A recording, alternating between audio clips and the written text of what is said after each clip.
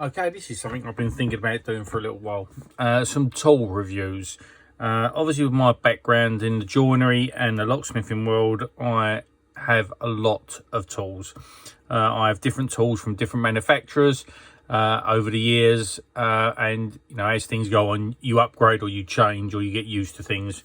And this is just not locksmith tools. I'm going to probably have a chat about all different bits and pieces and see if it's helpful to anyone. So, you know, let's make a start. So the first thing I want to talk about is this ICL pick. So this is one of the first wire picks I bought. It does the job, works well. It was quite expensive at the time for, if I remember, I paid for it. Can't remember what I paid for it, but it does the job. So what's inside? Okay, so we've got a fairly nice box. Quite like the organisation of the box. The box is pretty good. So they're using everything quite well there. So you've got a 5 gauge and a 7 gauge tensioner, and you've got a left and a right hand wire.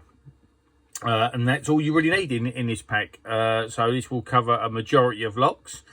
So let's take a look at the tensioners themselves. So this is the 5 gauge one. So it's quite a nice shape.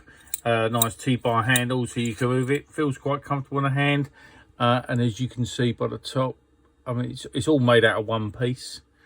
It's pretty good. You get quite nice feelings through it, and then you've got your wire with your lollipop on the end. I don't think this undoes and swaps around. I think this just clamps on, and you've literally got the one wire there, and obviously it will run inside the channel, and you've got the tensioner at the end. And obviously you can pick through. So pretty sure, I mean, obviously the 7 gauge is exactly the same, you know, same design, but just a different gauges for different locks. I've noticed with the wires, some I mean, you know, people, you know, there are some people that put a huge amount of time into their wires. I'm on the opinion of some other locksmiths that you know, the wires are important, as in the size, the gauge of the wire, and the upstand, and some of the bends in them. But you know, I don't think they have to be works of art. You know, I shape my own wires that suit me. I don't like my wires dead straight. I like them to have a small curve in them.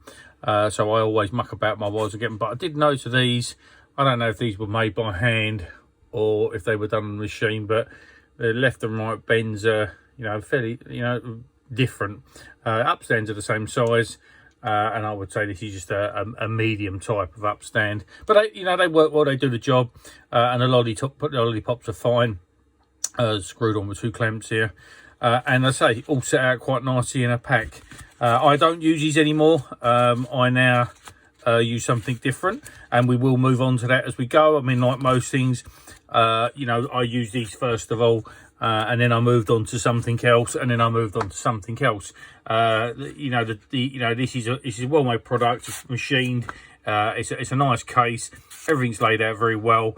The downsides to it is it's limited to what's in the box. That's it. So you have just got 2 gauges, and you've got 2 wires with a medium upstand. It will get you by. It will do the job. And again, like I say, it's what you get used to.